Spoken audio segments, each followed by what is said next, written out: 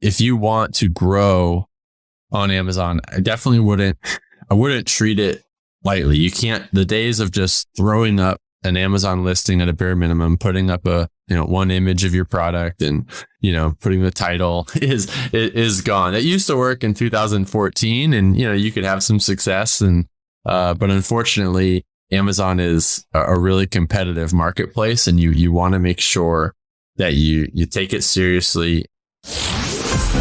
You're listening to eCommerce Fastlane, the podcast show to help you build, manage, grow, and scale a successful and thriving company powered by Shopify. Listen to real conversations with partners and subject matter experts as they share proven practical strategies, platforms, and the best Shopify apps to help you accelerate your business. The time is now for you to improve efficiencies, grow revenue, profit, and lifetime customer loyalty. Please welcome your host, startup founder, and strategic advisor, Steve Hutt.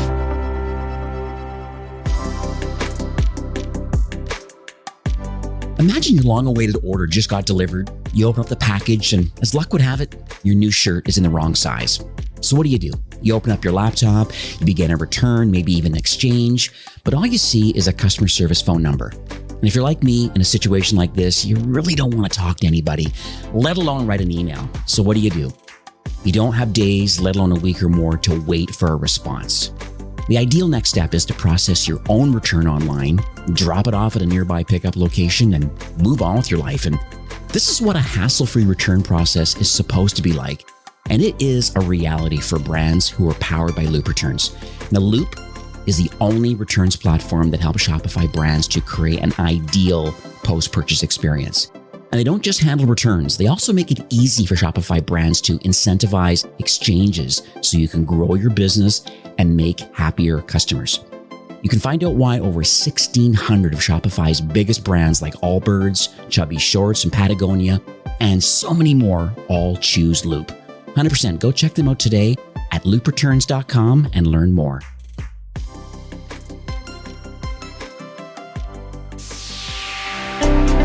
Hey there, my name is Steve Hutt. I'm Senior Merchant Success Manager here at Shopify, and welcome back to the 5th season of eCommerce Fastlane. Now, I know there's plenty of podcast choices in e-commerce and direct-to-consumer marketing, and just the fact that they're here today means the world to me, and it definitely does for my featured guest.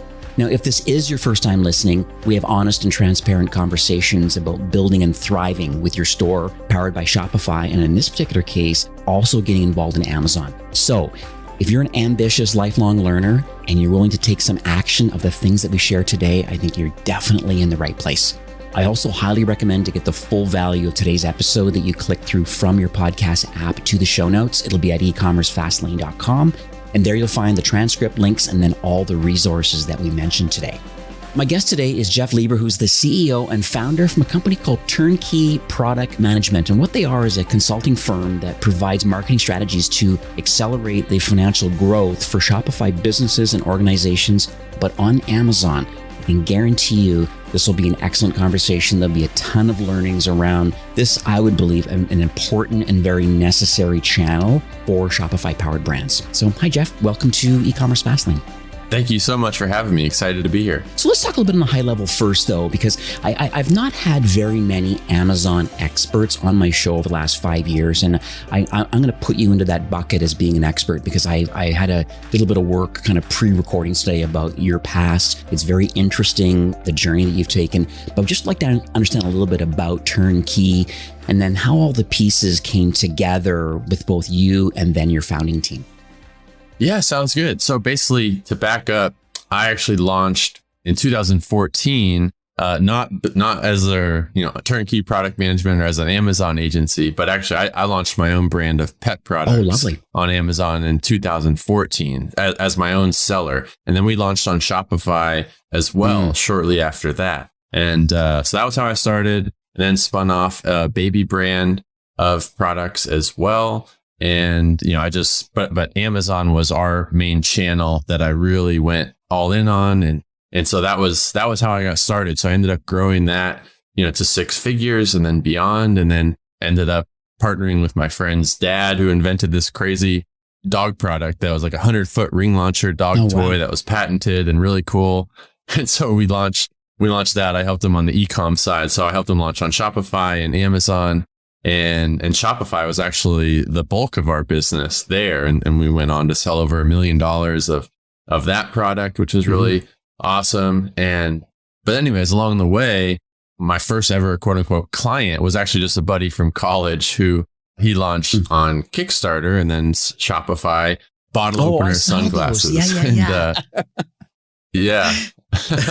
Yeah, genius and super fun. I've opened hundreds of bottles with my with my Hook sunglasses, and no, they work great. They're titanium and they're awesome. But anyway, so they were doing well on Shopify, but not on Amazon. And they said, Jeff, can you help give us some tips? And they eventually said, hey, can you just like manage it for us? Like just optimize the listings and manage the ads. And I was like, yeah, I guess so. And so they're like, yeah, we'll pay you, to do it. So we just came up with a friendly arrangement, and I ended up helping grow them to over 6 figures in their first year. And we sold over $1 million of their brand on Amazon. And now my team just fully manages it. And so anyways, that was kind of our first quote unquote client, even though it was just a friend from college, but they ended up referring 2 or 3 friends who then they referred a couple friends. So after like maybe 12 to 18 months, I had like 10 clients that I was doing on the side, managing their Amazon business.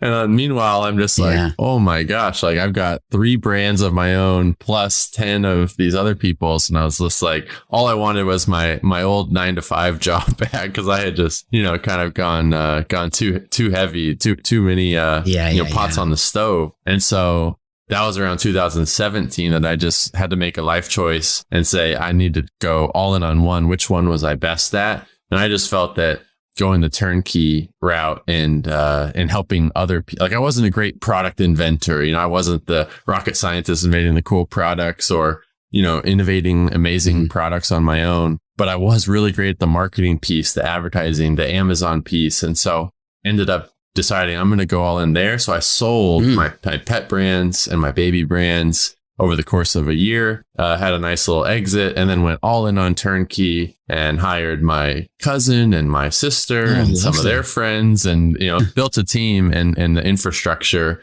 And now we're up over 20 people, and I've built a great team, and have lots of successful case studies and great brands that we work with to grow on Amazon. And then most of our brands also sell on Shopify, almost exclusively on Shopify. And so, anyways, they're multi-channel brands.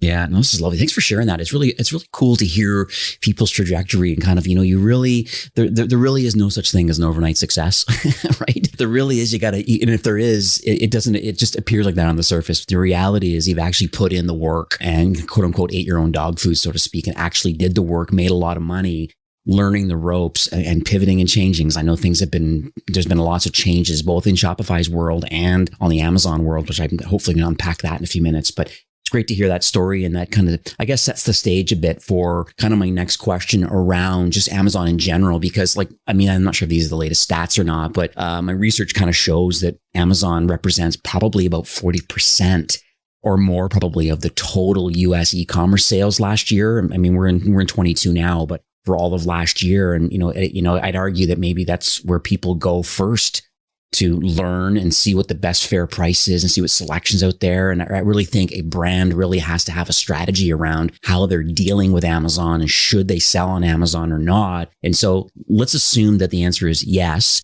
I should be selling on Amazon. I understand that, 40% of the total revenue of online transactions is happening through Amazon, or more likely. Knowing that, let's talk a little bit about what is new for sellers today. So someone says, yes, I'm doing decent on my Shopify store. I want to make that pivot over to Amazon. Let's talk about what's new today and how you believe that their platform can help that multi-channel we just spoke about. Yeah, sure. I mean, the stats that you quoted, that's the latest we've seen as well. I think a minimum of 40% of online shopping volume. So at that, I mean, it's basically the biggest store in the world, essentially. And you can launch on there so easily. And what's nice, and I love Shopify too. I think you should sell on both 100%.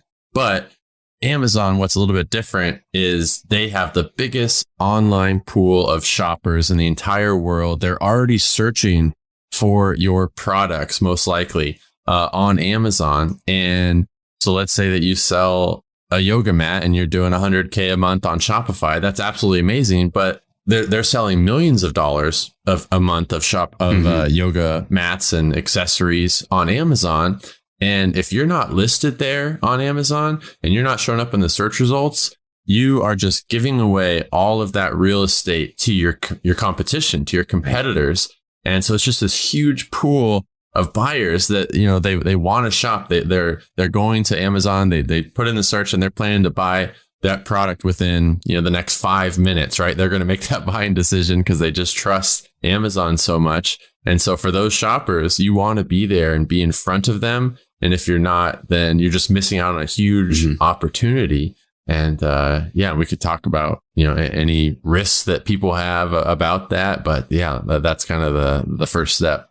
So the first step, I definitely agree. You want to be, there's a baked in marketplace. There's a baked in audience here of people ready to buy. And you're right. There's this opportunity cost. I wonder if there is any technology or software available that, that a brand can get access to, or that your team has access to, that helps us understand the competitive landscape. Like, because let's say, I have many brands that I manage that maybe there's certain 2 or 3 SKUs are really successful for them and the rest are selection SKUs. And just trying to figure out how a brand makes a decision if this LED makeup mirror, I wonder if I should sell this on Amazon. And when I go take a quick peek, maybe there appears to be too many or too much competition. And it's just trying to understand the competitive landscape and how, when you onboard somebody to be a client and get them on Amazon correctly, how do you select the right product, knowing that it could actually, it's in a space where Amazon can reveal and highlight that product more because it's not massively competitive niche? Yeah, that's a great question. That's one of the first steps. So anytime a brand comes to us at Turnkey and, wants to hop on a call, or they just, send us an inquiry like, hey, I don't know if Amazon is worth my time. Is this a good niche on Amazon or not? And so that is step one. And, obviously, because we have so many, we've been in the space so long, we have access to all the different softwares and tools that, cost a pretty penny, but we have all these tools that can basically look at it for you. And we can do it for free because it just makes sense for us to do that. So for any of your listeners that have thought about Amazon and they're not sure whether it's, the right fit or not, basically you could just contact us for free and say, hey, just give me a niche opportunity. Let me know the revenue potential on Amazon for my particular product. And we'll go look at all your competitors. We'll look at different keywords and we'll generate a number of analysis and reports that basically say, hey, look, the number one seller in your niche is currently doing $1.5 million a month. The number 10 seller on Amazon is doing, $150,000 a month. And so, with those type of numbers, it's a competitive niche. It's going to be, not super easy to break in, but it's definitely worth your time to, try to get in there and follow all the steps that we do in order to get into that niche. But there's a small chance that you might sell some really unique product that maybe not a lot of people are searching for. And we'll be able to look at that and say, hey, the number one seller is only doing $25,000 a month. The number 10 seller is only doing, $1,000 a month on Amazon. And so we'll turn them away and advise them, hey, this is just not currently a good opportunity for Amazon, but you're crushing it on Shopify and in retail and whatever you're doing. But Amazon's not going to be worth your time or money to invest, building up that sales channel, building the team, or hiring an agency like ours. And so first step, or one of the first steps, is to assess and decide, is it worth my time? How much money and time should I invest into it? Yes or no? And we can do that for free. And so I think that's a great idea. We could offer that to your listeners if anyone's curious. We could add it to our resources page that we built for you. I think it's turnkeyproductmanagement.com/fastlane. If you're interested in that free revenue analysis, we could just do that for free and send it over. Some kind of an audit, I guess, for potential first-time Amazon seller that, is already doing a decent amount of revenue on their Shopify store and they want to get in there, but just not sure if it's right, you'll be able to run a quick report to figure out those revenue numbers and sales numbers and going, there is an opportunity here. And it must open doors for you too by running a free report like this too, because then you're just like, hey, I trust these guys. Like they're giving me some free advice. You can run with it on your own if you want to, or you have a winning strategy. So that's a win-win for everybody. Yeah, no, for sure. And sometimes people say they they hired someone to throw up an Amazon listing or build their store for them, a year or two ago or whatever. And it, they never really focused on it, didn't optimize it, not doing super well, but they maybe never looked into, the same revenue potential of what's the competition doing. And so even for sellers that are on Amazon that have just sort of neglected it, or they're just curious, hey, like how far is the gap? Like I'm only doing $2,000 a month on Amazon. What's the gap? Is the number one seller doing $1 million a month? Like that would be useful to know. So sometimes even if they're already on Amazon, it's still worth doing that opportunity analysis. All right, cool. All right, I want to talk a little bit about the advertising side, because I notice, obviously I'm an Amazon customer, I'm an Amazon Prime customer, and it's interesting when you see when I query something. I'm actually looking for a Sony camera right now, and it's so interesting that other brands, try to, like Canon, like other premium brands, trying to put themselves into ad spots. But I think there's so many different types of ad locations and different spots and different names. It almost appears overwhelming for me, but I have a funny suspicion it's not overwhelming for you. You know all the potential paid acquisition spots on Amazon outside of the organic reach you get on Amazon. So can you talk a little bit about some of the options? I know we can't dig into all of the options of paid advertising on Amazon, but let's talk about why somebody might need that versus the organic reach on its own. As part of your competitive analysis report you do. But, so once you make that decision that, yes, I'm going to launch on Amazon, I'm going to, start building my reviews and start getting some organic reach. Why the ad side? And then where are the ads best placed today that have the best kind of ROI? I definitely want to talk about advertising, but before I encourage you to just go start spending lots of money on ads, I do want to just make sure I cover that, like the next step would actually be to make sure that you build and have a really, really strong, if you even just have one product listing on Amazon or multiple, make sure that listing is super strong, well built, well optimized with full keyword optimization done, making sure that, Amazon gives you lots of beautiful real estate where you have like 9 image slots and a video slot where you can put, video about the product. There's lots of review strategies that you need to put in place. And because, whoever, when's the last time you bought a product that had 0 reviews or, one 2-star review, right? You got to have that social proof where if someone landed on your listing, there's like, wow, I fully understand the product. I understand, the problem that it solves for me, and it's got the social proof, the reviews. So that's really like kind of step one is when we take a client on is to make sure that everything's optimized. And there's also what's called Amazon Storefront now, which can have all your different products on there and needs to be beautifully built. And so once you have those building blocks in place, then yes, it absolutely makes sense to start investing into the Amazon pay-per-click advertising side of things. So I'm happy to jump into that now if you want me to. Yeah, and you're right about the store, because that's exactly what I found when I did a quick search for my Sony camera. I realized that I could actually go to the Sony store and they have like a whole custom branded. So Amazon.com/stores/Sony / and then a page, and it goes into their page of all their products. I mean, I know they're this massive multi-billion-dollar company, but it seems like the technology is available for brands as they start to grow up on Amazon. It looks like there is a way of having a dedicated landing page by a particular store and all the collections and products that they have available, like they would on a Shopify store. You can actually have a dedicated store on Amazon. So it's pretty cool. Yeah, no, for sure. They've come a long way.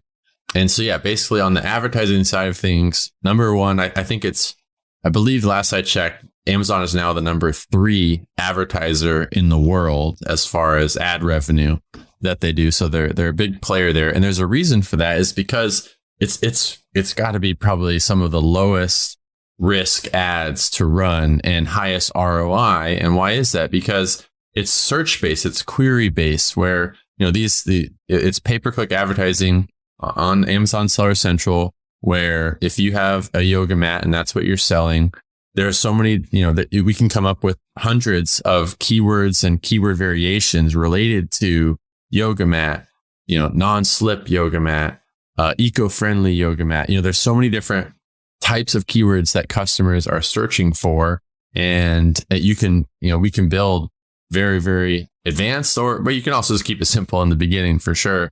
Just build these keyword-based campaigns where if someone searches for that phrase, I want my product to be in there. It's very similar to Google ads, which I'm sure a lot of your listeners are familiar with.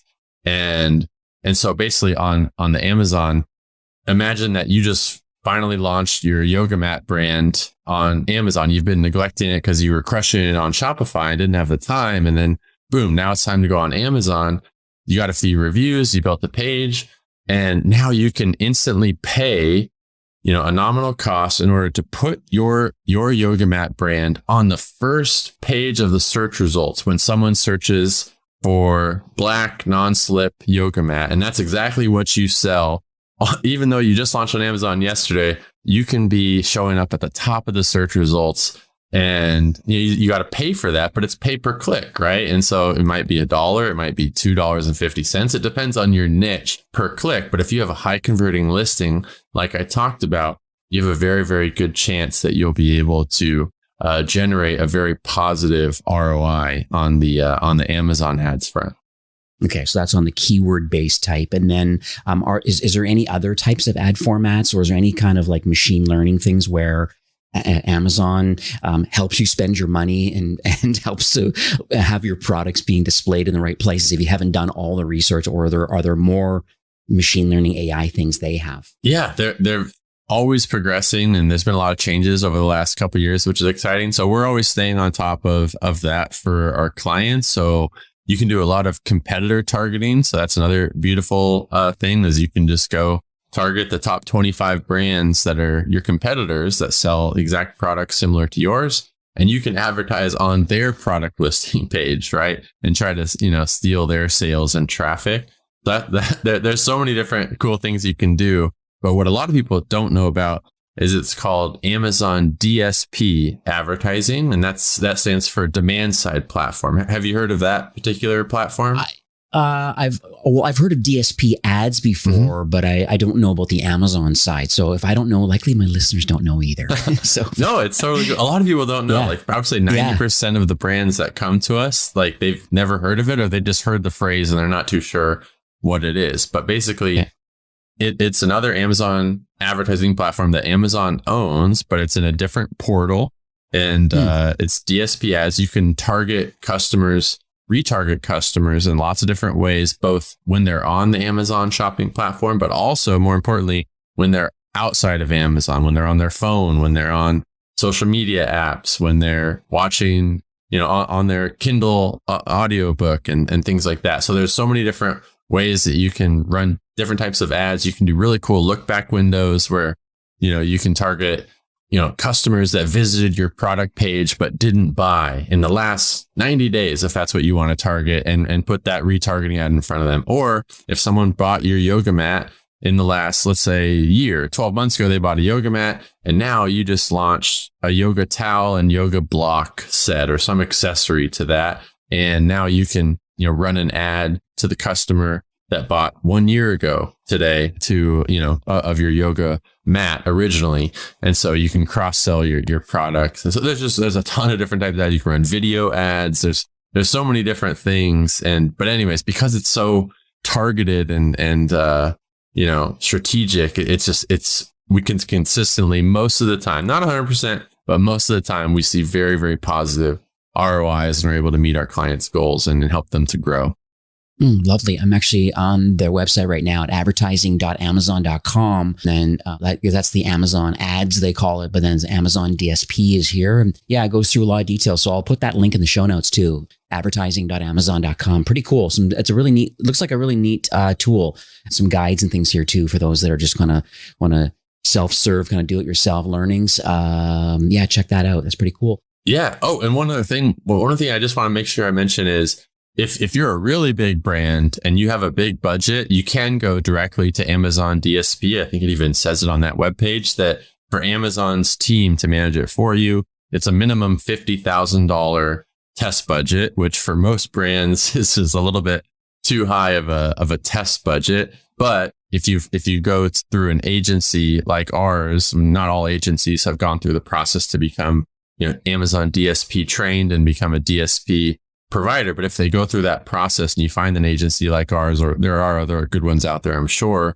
But then like at our agency, our minimum test budget is $500 because that's truly all that we need to be able to just, to get enough data and see, is it a positive ROI? Because most of the time we can get positive ROI with just $500. And if we can't, then we'll be very, very conservative and want to move slowly with that, or possibly turn off the test if it's really not getting good results. But most of the time we can. Well, I mean, it's a typical thing, what you're not measuring, you can't affect, and you got to do A/B testing all the time. And I think it sounds like a very, through your agency, it's a small amount of money versus Amazon having to do it, but a small amount of money to test your product after doing, like your market research that you mentioned already with some of the software tools you have, just see the competitiveness of that niche, and then doing a test in a certain area. And it sounds like a win-win for me. I want to be devil's advocate though for a second, because that's what I like to be. I'm sure there's some mistakes. I mean, other than, you mentioned at the top of the show about running out and creating ads and stuff and not knowing what you're doing, or thinking that, hey, I'm selling well already in this particular product, I'm sure it'll sell well on Amazon, without, pausing and doing some due diligence. So let's talk about some of the mistakes that you've seen other sellers do, and hopefully we can teach them now not to do it themselves. Yeah, sure. Okay. So let's see. Biggest mistakes. Number one would be, a lot of the basic stuff that I just covered so far, building the optimized listings and reviews before turning on and ramping up the advertising spend.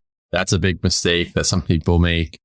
Another big one is simply just not trying to test Amazon. See, literally we it was just 12 months ago.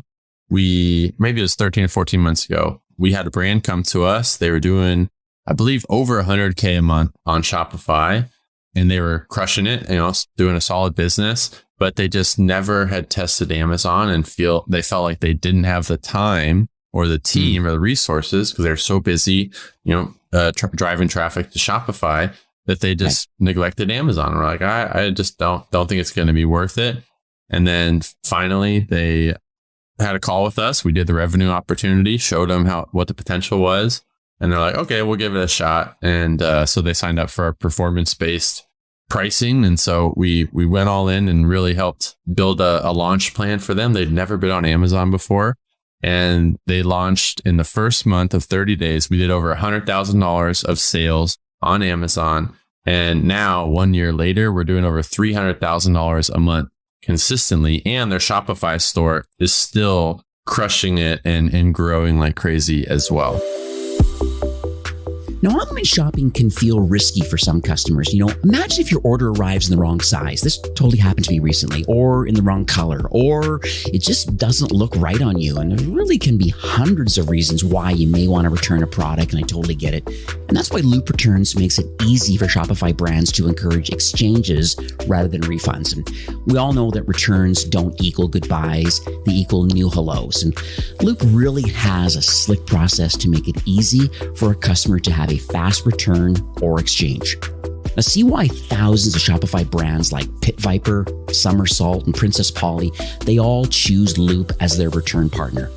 Now is the time to improve your post-purchase experience, so go check them out today at loopreturns.com. Yeah, because I always wondered about the potential cannibalization a bit of going multi-channel on Amazon, because Amazon has really high search results, branded search results too, I might add, just because of their domain authority. Is there, can you speak much about that? Because at the end of the day, I would suspect that the margins are probably going to be higher, not having to pay any seller fees on Amazon versus directing towards, the Shopify store of the same product. But just curious on your feedback of how you balance that potential cannibalization on Amazon versus Shopify store. Sure. It's a valid concern that people definitely, bring to us, and we're always happy to talk through that. So there's a couple things that you can do. For example, you can run much stronger promotions and discounts on Shopify than you offer on Amazon. You don't have to, offer the same thing. And so that's one way, like if you have your email list and your audience and Shopify customers that are used to, whatever you like to do, for Father's Day sale or whatever, like you can offer those big promotions and constant coupons and things like that on Shopify that can be greater than on Amazon. So that way, because a lot of customers, they'll check both, right? They'll check what's the price on Amazon and what's the deal I can get on Shopify. So that's one way that a lot of our clients like to do is to mitigate that. So they'll actually, and one benefit of that is you might actually, there's a percentage of customers that found you on Amazon because they're searching for, let's just keep using the yoga mat example. I don't know why I'm stuck on that, but let's go with it. So they found you in the search results on Amazon, and, savvy shoppers will be like, oh, I'm just going to Google it and see, what this brand is online. They might want to see it. If you look like a legit brand, they'll Google you, go to your Shopify site, and boom, be like, oh, wow, you have a 20% off coupon for first time customers, nice little pop up on your Shopify site. And they end up buying with you, right? And so that's one way to go about it. Another is some Shopify brands, they don't list all 100% of their SKUs on Amazon. They just will. That's true. Will list a subset of the ones that strategically make the most sense. So if you're really, really concerned about that, that's a good way to sort of test the waters and not, jump all the way in. But I guess what I'll end on is that at the end of the day, most of the time what will happen is, yes, there will be a little bit of cannibalization where, customers just trust Amazon more. So if they see that it's on Amazon, they might take that sale. So a small percentage for sure will go over to Amazon.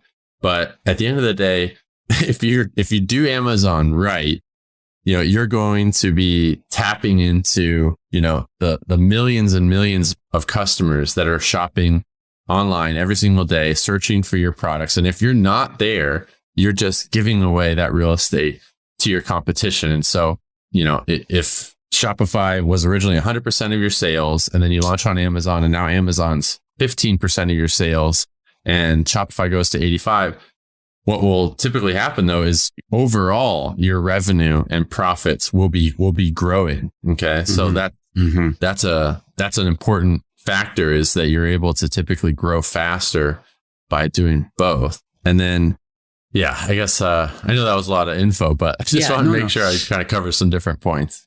Yeah, no, that makes a lot of sense. I know one thing I noticed too, as you were speaking, was the fact that if you are on Amazon and on your Shopify store, and even if there is some cannibalization, think about the search results. You're either going to be on Amazon or Google or potentially YouTube. There's probably the three big places where people kind of start their kind of product discovery journey. And, on Google itself, the results are going to be there. So now you get these search engine result pages, the SERPs we call them, where you're getting like multiple entries visually for either a branded query. So we're looking for a particular Sony camera, and it's being shown on Amazon, and it's being shown, if you're the brand owner, and on Google in your direct to consumer site. So that's interesting. So you get visually, you get that real estate above the fold. So I think that's interesting. So I think that's one plus. I wanted to be on Amazon. Plus the baked in audience we talked about and potential revenue increases that'll happen. The other thing I was thinking about too is, you mentioned that you can do discounts and certain things on your Shopify store. Imagine if you were able to, within the terms and services of Amazon, but have something inside the box asking for a review, or a special coupon code for a second purchase, or maybe even a survey or something. Can you talk a little about that? I know Amazon is very particular about not trying to quote unquote cannibalize their business, because they helped acquire that customer and the revenue share that goes along with that. But at the end of the day, you do want to get more reviews. Does it have to be electronic reviews, or could something be baked into the box as a thank you note of some sort that's in a sealed, factory sealed box that says, hey, review, hey, thanks for buying off Amazon, but by the way, we have a Shopify store too, or surveys. And I want to know how, is it truly black and white, or is there a gray area that seems to work, this sort of thing about not trying to take away from Amazon, but enhancing your Shopify store as a result of Amazon. Yeah, it's a great point. And I think we've all seen those cards in the Amazon products that we buy. A lot of brands do it. Yep. So it's definitely, it's a gray area. It's not black and white. We've seen some where we've ordered, just me personally, I've ordered products and I see what they put in the box and it's just like, they're blatantly asking for like, I will pay you $50 if you leave us a 5-star review on Amazon and blah, blah, blah, go to this page. And it's just like, that's completely breaking Amazon's terms of service. Right. So you cannot do things like that, but it is a gray area. But yeah, there's warranty cards that's totally legit to like, that customers want to sign up for their lifetime warranty or 90-day warranty or whatever. And, you have to collect their email in order to do that. There's a lot of ways. There's a lot of ways around it. And we talk with our clients about those strategies and the risks of each and try to make sure that we're always being compliant with Amazon. But there definitely are creative ways where you can end up communicating with the Amazon customers off of Amazon and they'll end up buying down the road on your Shopify site as well. And then I just thought of one other point that to your question about the cannibalization, because I've sold a couple businesses before and I've had some business brokers on my podcast. I have a podcast called the Playbook for Amazon Podcasts, and I've interviewed them and talked to them about the valuations in the marketplace. What is your business worth if you want to sell your business, right? A lot of Shopify brands, they want to sell their business one day. It can be a huge financial windfall. And what's consistent from what I've seen and talked with people is if you are a Shopify only business and you're doing the same numbers, so $1 million in revenue and $250,000 in profit or EBITDA. And you compare that to a business that's doing $1 million in total, but it's split, let's just for even numbers, say it's 50-50, 500K on Amazon, 500 on Shopify, same profit level. That second business that's multi-channel will have a higher valuation and a higher multiple when you sell your business because you're a safer business, you're multi-channel. And most buyers appreciate that you're not reliant just on one channel, right? So it kind of goes both ways. And same thing, if you're an Amazon only business and you're not on Shopify, I recommend all day that you should go on Shopify and become multi-channel because of the same principle. You sleep better at night knowing that if for whatever reason, Facebook changes the algorithm that was driving all my Shopify sales and it dried up. Well, Amazon is its own engine and can keep going and keep your business going and you're not dead in the water. And then same thing, vice versa. If Amazon listing gets taken down because of whatever, some customer crazy series of complaints or whatever, sometimes stuff happens and it goes down for a few days. Your Shopify business hopefully is up and alive and kicking and you're just a safer, more sound business. So I don't know. Does that make sense? Yeah, no, 100%. No, and thanks for sharing that. I'm glad you thought of that one because that's important. One thing I'm also thinking of too is I did read a little bit about Amazon potentially being a little bit aggressive, by their showcasing or giving preferential treatment of location of a lot of their private label brands. I did some research and it looks like Amazon probably owns over 100 private label brands. I don't know if they have a corporate dev department. They no doubt do, where they're probably analyzing their own data in-house and trying to figure out who's doing well and why, and is there opportunity for acquisition of that, and then owning the whole supply chain and making more revenue net all the way through because they own the product and they don't have to pay for their own ads. So I think it's interesting. And just one other note before you kind of answer that question is that I remember at my prior agency, they were in the hair removal industry, like kind of a cream and some things that they could rip off.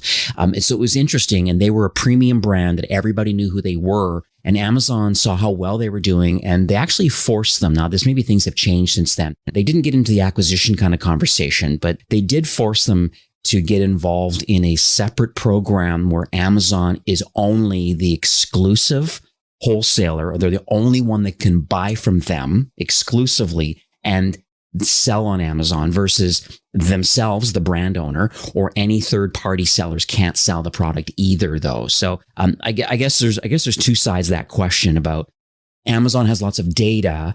Are they evil enough to want to knock off a product or give themselves preferential treatment in ads or on the website? And then is there potentially an opportunity where they may force you out as you grow if you don't choose to play by their rules of, hey, only sell to us because we want to make more margin on it? Yeah, it's absolutely a fair concern. There is absolutely, some risk there that you should factor into your decision. I mean, a lot of business is just, making decisions based on risk reward. And so let's just use the example of like, okay, you got a big brand like Bulletproof Coffee and, Starbucks coffee is sold on Amazon, right? Yeah. And so Amazon, they have their own brand of coffee too, right? They do. You've probably seen it. Yeah. They have their own private label brand.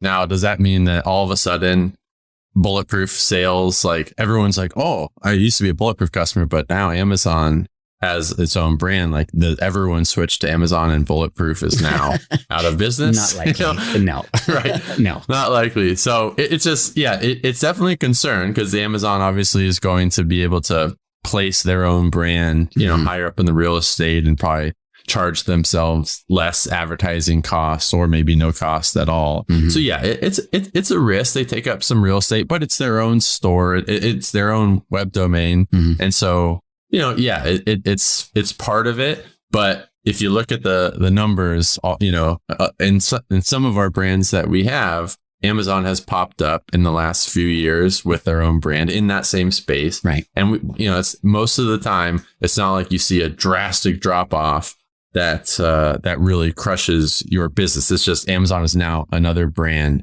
on there. And Amazon tends to go after the lower end pricing and lower end quality. Like they're not tending to be the super high end version of things. And so, right. It also helps if you have a really strong differentiated brand like Bulletproof Coffee, right? Mm-hmm. Not the cheapest brand, but a lot of people are diehard to that brand. They've got their differentiators. So they'll be fine. So it's definitely a risk to consider, but if you consider the risk versus reward of if you do Amazon right, even if Amazon enters your space, you'll still be able to compete and get sales, I would say most of the time. But it's definitely something to think about.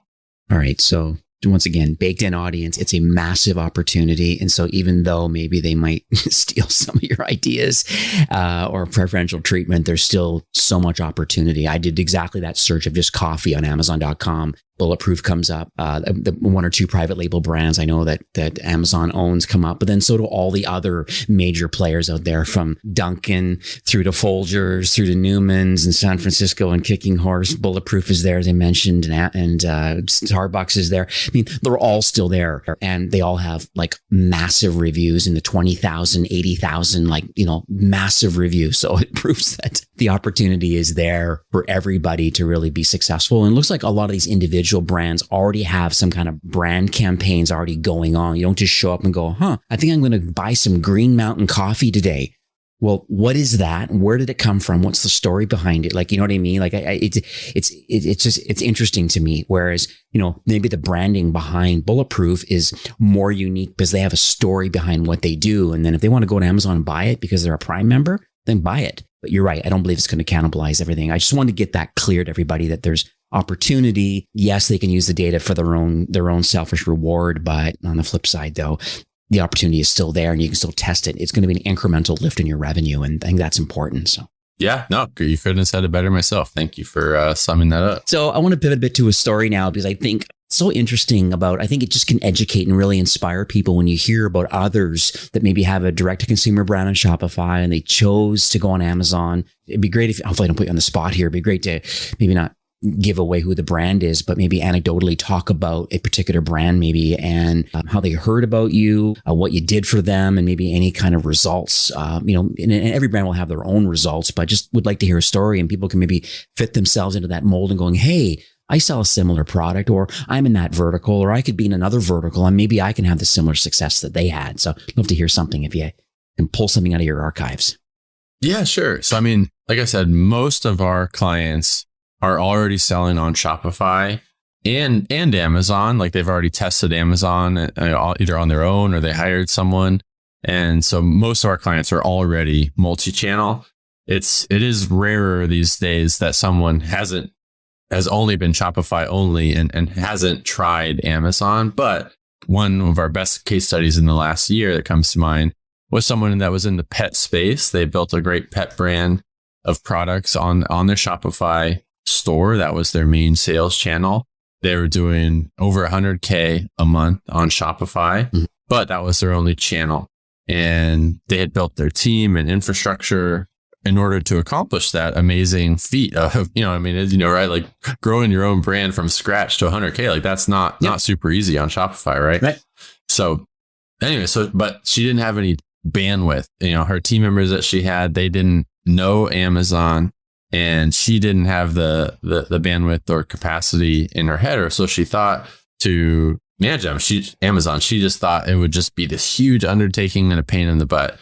And so, but then she actually heard about us on a podcast, was what she said. Maybe it was hers. She didn't say what podcast that it was. She just said she heard about us on a podcast. I do go on some podcasts sometimes.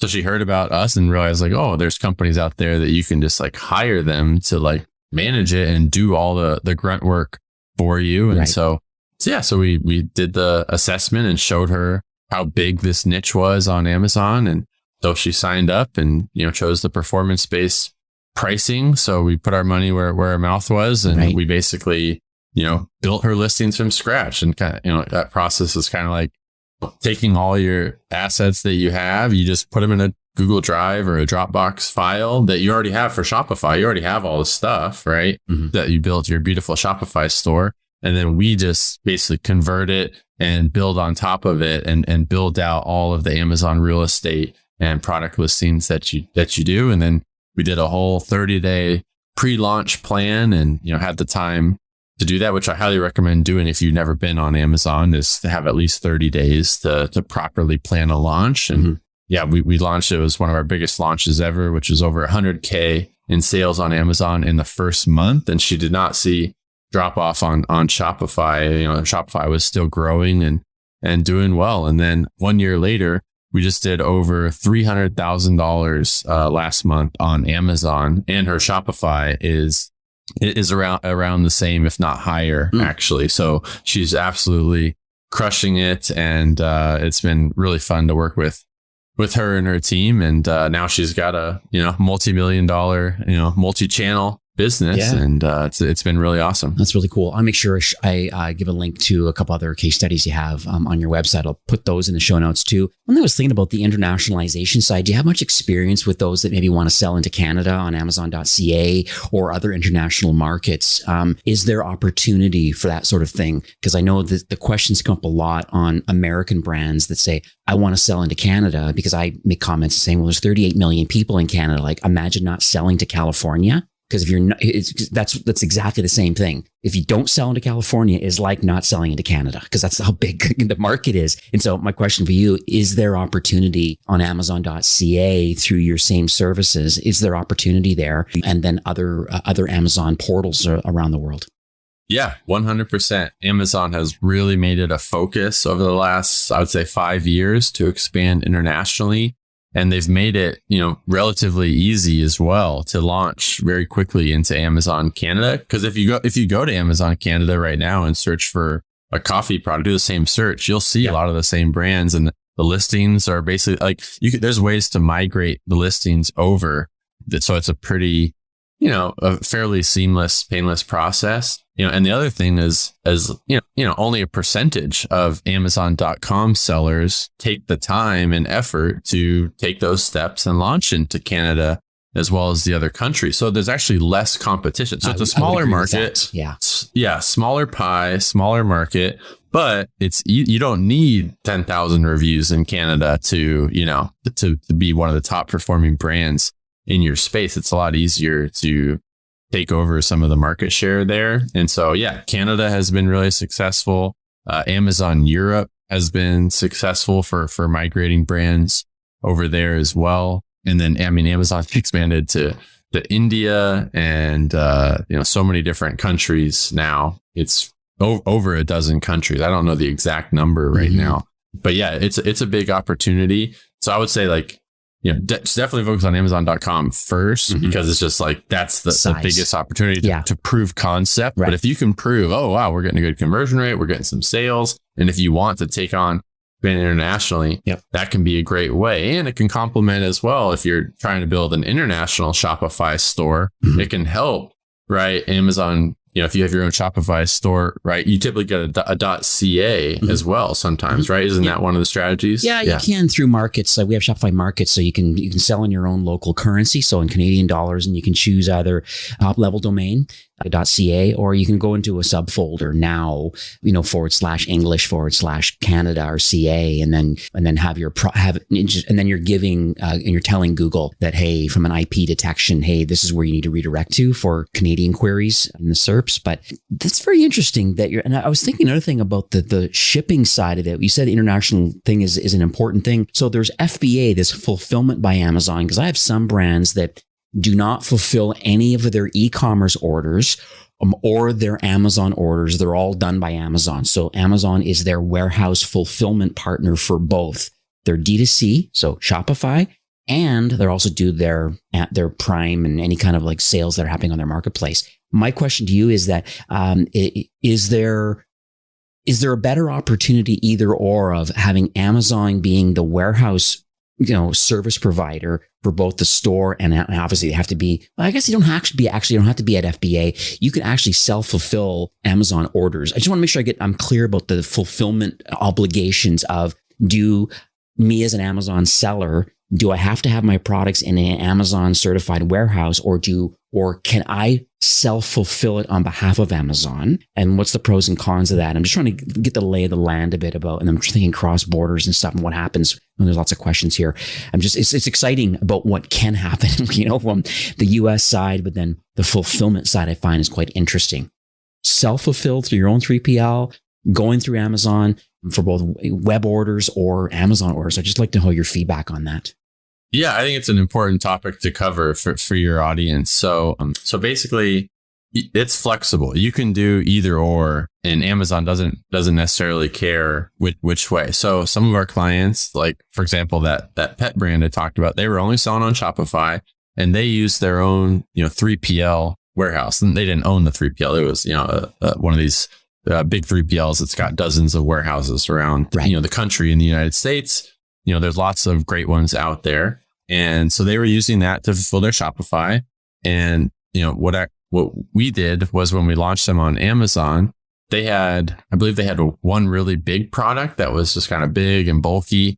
And it was just easier to test it out by doing the fulfilled by merchant. So, we can list it on Amazon, but it's not using Amazon FBA warehouse. So if they get 3 orders today of that SKU, we map that back to the warehouse, their 3PL warehouse. And then that warehouse gets to print out the label, shipping label, and ship it on to that customer directly. So that's a really easy way to start. If you're worried about the headache of managing multiple warehouses and you're already set up with your 3PL, you can start. It's called FBM, fulfilled by merchant. So that's a fair way to start. One downside to that is you typically will not be able to have Amazon Prime badge, which obviously a lot of customers prefer and like. So then what we advise them to do is, for the majority of their products, we help them figure out how to ship to Amazon's FBA warehouse. There's, dozens of them in the country, if not over 100 by now. And Amazon's usually, pretty good about choosing like the closest warehouse to you. Like, so if you ship into Los Angeles and you have your 3PL there, there's warehouses really close by. So the shipping costs are not super big. So you can send a pallet or a couple pallets of your products to Amazon. The labeling is pretty easy. And also all these 3PL warehouses, they all use Amazon all day long and know how to do those shipments. So that's a really easy way. You just tell them, hey, I want to ship 100 of this and 200 of that to Amazon FBA. They ship it to the Amazon FBA warehouse. And now instantly you get that beautiful Amazon Prime badge and free shipping and fast shipping and all that good stuff. Yeah. And so that is, but you can do it either way. So that's the domestic part of it. Do you want me to talk about the international? Or? Yeah, I'm curious on the international side, because it's interesting because in Canada, I find the selection is less on Amazon.ca. And I also find that not all vendors choose the international option. And so they're choosing to not cross borders, or they don't have a warehouse at an FBA in Canada. So maybe you can kind of explain some of those differences and what brands might want to do. Yeah. So the Amazon actually recently opened up, I believe it's called Amazon Remote Fulfillment. And so it's really nice where you can actually fulfill orders to a Canadian customer in Canada, but it's shipped from your FBA warehouse, in the United States, and Amazon will handle that for you. So that they've actually done a good job, kind of offering that as a quick way. And that's where I recommend you if you want to try testing international, that's a good, quick, easy way to start that, because it's a pain. It's a little bit more of a pain to actually ship your own pallet of inventory across the border, whether it's on the ground or through the air, into Canada or one of these other countries. So that's a really fast, easy way to start. I think Canada's the easiest place to start as opposed to, the other countries around the world. But if you prove concept, or if you're a bigger brand and you just know we're going to make Canada and these other countries a big focus, then it probably does make sense to ship, a bulk of inventory, pallets or a container or whatever it is, directly into Canada. And you can use a 3PL warehouse in Canada if you want, that integrates with Shopify and Amazon. Or, Amazon FBA warehouses are now in all over the world in I believe all the countries that they operate in, they have warehouses. Maybe there's a few where they don't, but that is another way to do it as well. So there are multiple options. All right, cool. This is good. Thanks for doing that logistics side. Just nice to have those answers. We are nearing the end of the show for today, but I just, and I really appreciate you coming on the show. And I think there's quite a few takeaways, and I'm sure you have a few. I've scribbled down a bunch of notes here, and I think one of the things that I like, one of my big takeaways today is that if you're not testing Amazon, then there's this lost opportunity, I believe. And like I said, you made a really good point about if you're doing well on your Shopify store, there's no reasons why you can't grab a couple SKUs, get a report from you to prove that the niche is profitable in that area. And then throw up a couple SKUs up there, not your full product catalog, and test it out. So that's one of the things that I think that I got as a takeaway, just getting into that multi-channel mindset of it. I can't, and so those are two takeaways. Is there anything that you want to kind of go over to make sure that we kind of summarize today's podcast? Yeah, no, I think those are great points. Thanks for summarizing that. Yeah, I mean, at the end of the day, if you haven't tested Amazon, it's definitely worth a look. So the first step would be, is like we could do that for you, is the free revenue analysis and niche analysis to see, does Amazon make sense or not for you? Is it a good niche opportunity or not? So we can do that for you for free. And we'll put that up at turnkeyproductmanagement.com/fastlane. And there's other goodies there and free resources for Amazon growth, as well as the ability just to book a call with us there if you're ready to hop on a call and chat about Amazon and learn more about what it would take to be successful on there. We're happy to do that as well.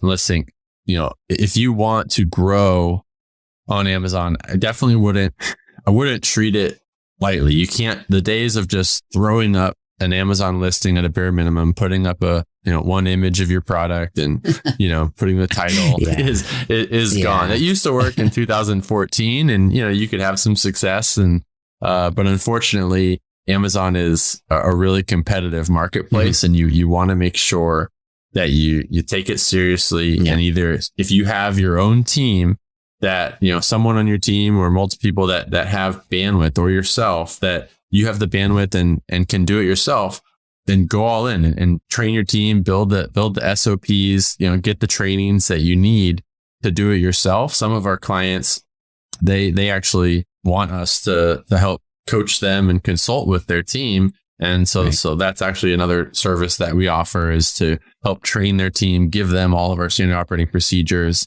Some of those clients want us to manage just the Amazon advertising campaigns for them, because that's such a technical big piece where you can make a lot of money or lose a lot of money really fast. Right. So yeah, I would say, just come up with the plan and assess what makes most sense for where you're at in the business. Or if you want to hire an agency to completely do it for you and just take it over, do the work, and you own the account. Like, we don't own your account or anything. Like, you set up your account and then just give us a sub-user login that you can always remove in the future. And so we'll build that for you and help optimize everything and do the launches and help grow you. Even if you're already on Amazon, we can still come in and help, grow and scale you from wherever you're at to that next level. Mm-hmm. But yeah, I mean, I just think Amazon and Shopify go so well, go hand in hand together. And I recommend that you